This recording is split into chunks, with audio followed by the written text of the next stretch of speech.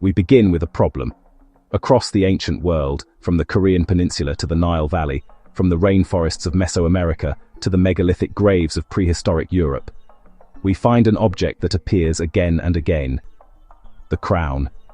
It takes many forms: a band of hammered gold, a crest of deer antlers, a tall construction of jade and metal branches, a circlet of delicate beads or shells, a towering plume of sacred feathers.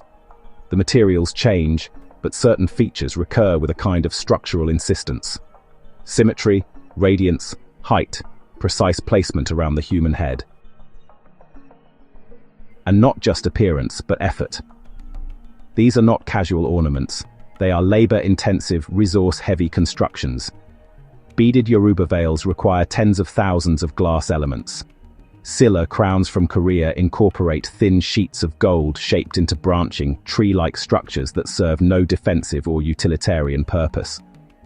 Mesoamerican feather headdresses demanded long-distance trade routes and the ritual sacrifice of rare birds. In Neolithic Europe, even before metallurgy, we see circlets composed of carefully drilled and shaped stone, bone, or shell. The earliest known gold crowns from the Varna necropolis, dating to over 6,000 years ago, contain nearly pure gold, hammered into thin, gleaming forms worn around the head. In each case, the effort is real, the intention unmistakable. Now consider what happens to these objects. They are not always passed down. They are not always kept in use. In fact, some of the finest and most carefully constructed crowns are placed in graves, interred with the body, removed from circulation. This is especially striking in small-scale or early societies, where material wealth is sparse and labor-intensive objects are rare. Why would such a high-value item be buried? The conventional explanation is that these are symbols of status or rulership, buried with their elite owner as part of a display, either of wealth, power, or social standing. But this view leaves much unexplained. It does not account for the enormous variety of crown types that appear in societies without formal kingship. It cannot explain why so many are buried in isolated contexts where no one could see them. And it cannot reconcile the huge amount of skilled labor involved with an object that supposedly functioned only as a sign to others. So let us consider another possibility. One grounded not in power politics, but in human psychology. What if crowns were not made for others, but for the self? What if their primary function was not to signal dominance or office, but to alter the experience of the wearer? Here, we begin to see a more satisfying alignment between material and motive. The commonalities across cultures, the weight of the crown, its placement around the cranium, the use of shining or reflective materials, the balancing of symmetrical shapes, the inclusion of pendants that sway or beads that obscure vision. These are not necessary features for a symbol, but they are highly effective tools for changing how a person feels. To wear a crown is to feel its weight, to become aware of posture, to slow one's gait, to have the head subtly encased, pressed, framed, to hear the sound of beads shifting with every movement, to feel a field of light reflecting around one's face. These sensations are not incidental. They produce measurable effects.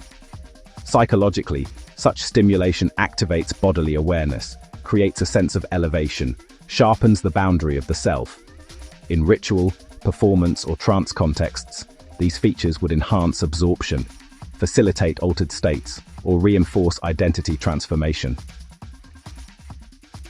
So crowns are inherently psychosomatic devices. They produce psychological changes by engaging somatic channels through tactile pressure, movement constraints, optical shimmer, and spatial symmetry. They are deliberately constructed to do something to the person who wears them. This interpretation also clarifies burial practices. If a crown was not merely a public token, but a personal instrument, an object that shaped the way a person moved, thought, and felt, then it makes perfect sense to bury it with them. It was not just part of their status, it was part of their self. And here we begin to glimpse a deeper pattern. Across time and space, humans invented similar solutions to similar inner problems. They discovered that placing structured, gleaming, often symmetrical objects at the apex of the body could induce feelings of clarity, presence, heightened identity, or spiritual alignment. These were not symbols in the modern sense. They were technologies, tools for modulating attention, emotion, and embodied cognition.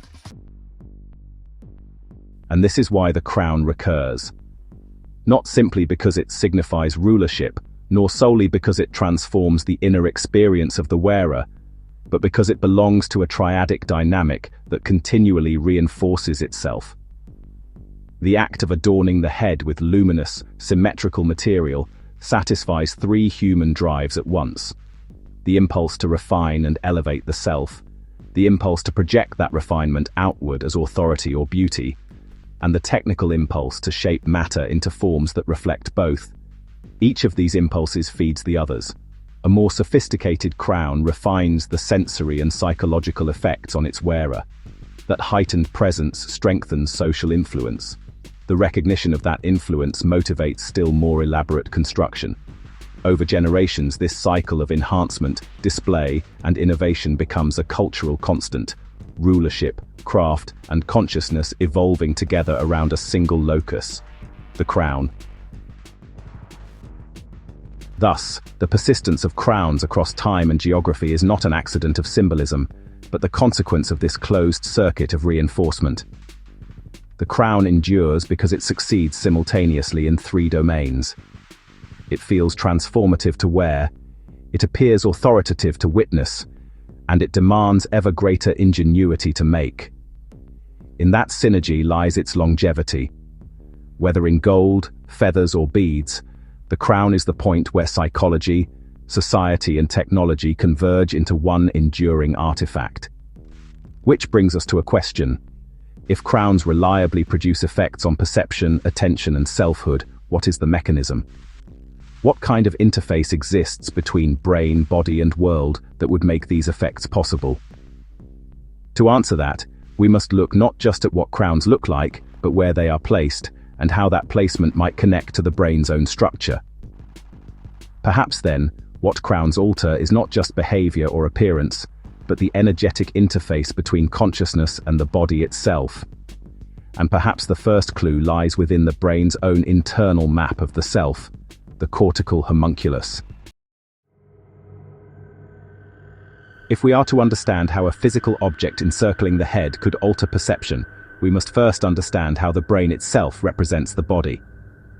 For while the skull appears to separate the inner world from the outer, the relationship between brain and body is not divided by bone, it is continuous, mapped, and alive. Within the folds of the cerebral cortex, each part of the body has its corresponding echo, a patch of neurons dedicated to sensation and another to motion. When neurosurgeons in the 20th century stimulated these cortical regions directly, patients reported specific sensations: touch to a finger, a twitch of the lip, a tightening of the jaw.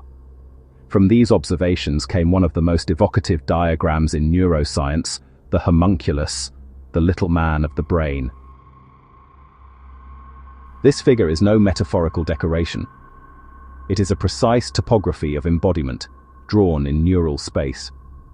Along the strip of tissue running from the temple over the crown of the head, the sensory and motor cortices, the body is laid out like a distorted map. Hands, lips, and tongue loom disproportionately large. Trunk and legs shrink to near insignificance. The distortion corresponds not to size but to sensitivity and dexterity. The more finely tuned the body part, the more cortical territory it commands. To visualize the homunculus is to see how deeply the sense of self is inscribed in matter. The head does not merely contain the brain, it contains an image of the whole body, projected across its surface, responsive to every movement and touch. When we speak, gesture, or fix our gaze, electrical patterns ripple across this living map, moment by moment redefining where we are. The importance of this becomes clear when we consider where crowns sit. The diadem rests directly above the sensory motor band, the very ridge that encodes bodily presence. Pressure here is not neutral. Light touch on the scalp registers within the cortical homunculus itself. Repetitive stimulation, weight, temperature, rhythmic movement can alter the intensity of that map. In laboratory settings, such focused input changes proprioception, balance, and even emotional tone. What we call posture, poise, or bearing is not separate from neural geography. It is its outward expression. Modern imaging extends this understanding even further. The brain's electrical activity doesn't actually stop at the skull. It generates electromagnetic fields that are measurable just beyond it. These fields, interestingly, correspond closely to sensory and motor rhythms, the living vibration of the homunculus projected outward into space, not in some mystical sense, but as a measurable electromagnetic coherence that matches rhythmic neural potentials. We might think of them as a faint but continuous halo of information, a sort of channel through which the brain and environment communicate. If this is the case, then the head isn't just the seat of consciousness, but the apex of a field system, a convergence point where internal representation meets the external world. The homunculus gives that system its structure. It's like the architecture of how the self is mapped, felt, and expressed. This perspective reframes the question of the crown in strictly physiological terms. A device placed around the cranium, pressing lightly upon specific zones, reflecting light and sound, introducing symmetry and balance, would interact directly with the brain's map of the body and the fields that extend from it. It wouldn't need any mystical properties to influence the wearer's state. It would only need to exploit the principles of cortical representation and feedback. Thus, when ancient makers designed objects to encircle the head, they may, consciously or not, have been engaging the same system that modern neuroscience now reveals. The interface between bodily form, neural mapping, and the ambient field of perception. But perhaps there is a more grounded explanation still, one that connects these psychological and neural insights to the physical materials themselves. For gold, crystal, and patterned geometry are not arbitrary. They have properties that interact with light, heat, and electromagnetic forces in ways measurable by physics. To understand why such materials were chosen and why crowns take the forms they do, we must explore how structure and substance could shape the very fields that the homunculus projects. That inquiry brings us to the third part of our discussion, the physics of brilliance, symmetry, and resonance, the possible link between ancient design and the modulation of neuroelectric fields. Having seen that the crown engages the cortical map of embodiment, we now ask how its materials and geometry could further influence that map through physical resonance. We reframed the crown from a symbol of rulership to a tool of selfhood, and then from a tool of selfhood to a structure positioned directly within the brain's own map of embodiment. Now we bring those perspectives together into a single physical model. The crown is not simply worn upon the head. It participates in the same electromagnetic system through which the brain maintains awareness of the body and the world. It is, in effect, an externalized component of the neural field, a cognitive resonator. The human brain is an electrical organ. Billions of neurons fire in rhythmic coordination, generating oscillatory fields that span a wide spectrum of frequencies. When these rhythms align, when waves across distant regions of the cortex synchronize, the result is coherence, focus, and a distinct quality of experience. These fields do not end at the skull. They radiate outward, forming a weak but measurable electromagnetic envelope around the cranium. The shape, symmetry, and conductivity of materials near the head can therefore influence the distribution of these fields. In modern laboratories, this is evident in the use of transcranial stimulation devices, which alter cortical rhythms by applying subtle electromagnetic patterns from outside the skull. Ancient crowns, though made without electronic components, operate on the same principle. When highly conductive materials such as gold or copper are arranged in symmetrical geometry around the head, they become part of the brain's field environment. Their presence modifies how charge accumulates on the skin, how light reflects around the eyes, and how temperature and weight are perceived along the scalp. Every change in these physical parameters feeds back into the nervous system through the sensory and motor pathways mapped by the cortical homunculus. The crown thus closes a loop. Neural oscillation generates a field. The field interacts with the crown's geometry, and the resulting pattern alters neural oscillation again. If we imagine this interaction as a resonant circuit, its behavior can be described by three linked variables: material conductivity, geometric symmetry, and proximity to cranial nerve plexuses. Gold, the most common medium for sacred crowns, excels on all counts. It is highly conductive, malleable into perfect symmetry, and stable against corrosion, maintaining consistent electrical properties over time. Crystals, meanwhile, add optical and piezoelectric effects. They refract light into rhythmic flicker and can convert mechanical vibration into minute electrical potentials. The combination of metal and stone therefore creates an integrated interface, reflective, conductive, and resonant, aligned precisely with the brain's natural field structure. Within this framework, the traditional features of crowns begin to make sense, not as decorative excess, but as engineering logic. The radial spikes of a solar diadem distribute field lines evenly around the skull, promoting symmetry of sensation and posture. The vertical height of Egyptian and Mesoamerican headdresses shifts the wearer's proprioceptive center upward, inducing a felt sense of elevation and stillness. Weighted veils and pendants introduce slow, periodic motion at the edges of vision and hearing, gently entraining neural rhythms in the low-frequency bands associated with trance and focused attention. Each element, material, geometry, balance, light, contributes to a single goal: the stabilization and enhancement of conscious state. From this perspective, we can articulate a simple principle. Any structure of conductive or reflective material placed at the cranial apex or perimeter, when organized in symmetrical or harmonic geometry, will entrain local neural oscillations in proportion to its coupling with the cortical field, thereby altering subjective experience. This is the essence of what we might call field-crown resonator theory. It explains why high-conductivity materials such as gold and silver were favored even in regions where they were rare. Why spiral and radiating motifs recur across cultures. Why the most elaborate crowns are also the least practical for movement. And why so many of them accompany the dead. Each of these patterns reflects not social convention, but functional optimization. Refinements discovered through long experimentation with what changes the way a person feels when adorned in a certain way. The implication is profound. If the crown shapes the brain's field, and that field defines the boundaries of self-awareness, then the crown is a device for adjusting consciousness itself. It can elevate, still, or expand perception by modulating the interface between neural activity and environment. Over generations, societies may have learned that certain forms consistently produced desired states, clarity, solemnity, illumination, and encoded those forms in ritual and myth. The symbolism of the crown as a source of light or authority would then follow from its effect, not precede it. The power represented is the power experienced.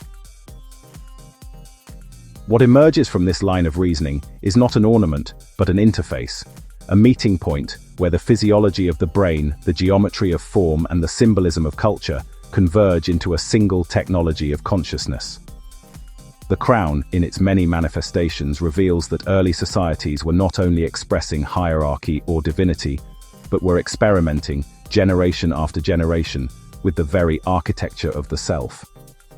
They discovered, empirically if not analytically, that thought has a physical field, and that matter placed within that field can shape its coherence.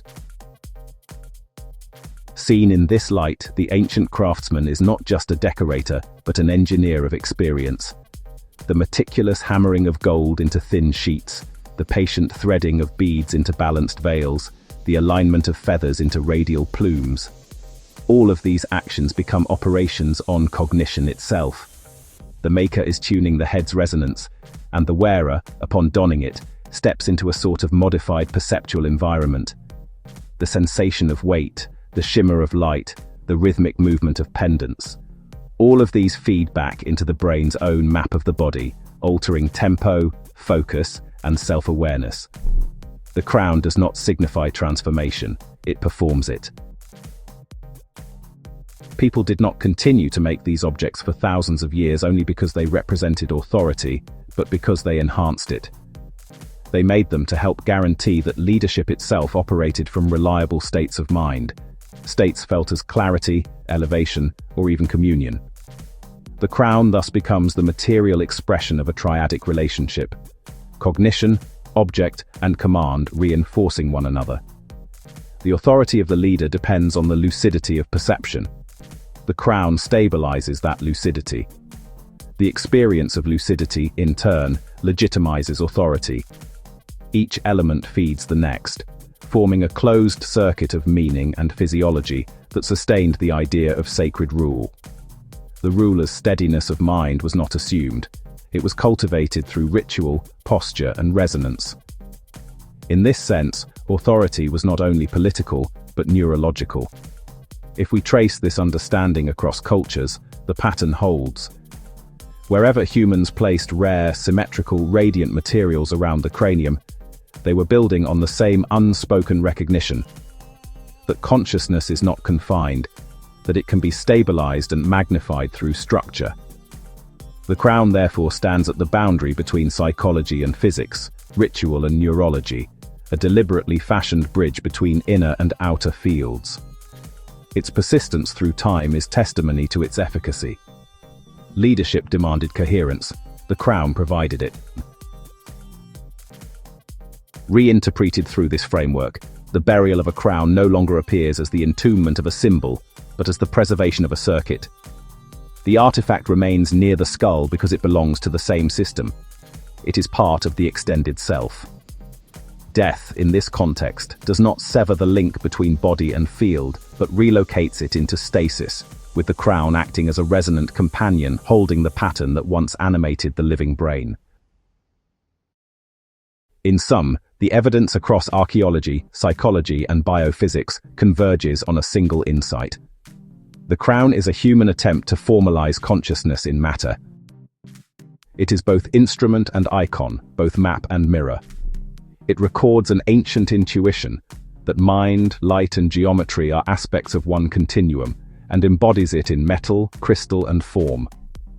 What these objects reveal, when freed from the vocabulary of power, is a far older ambition: to stabilize awareness, to extend perception, and to shape the invisible architecture of being.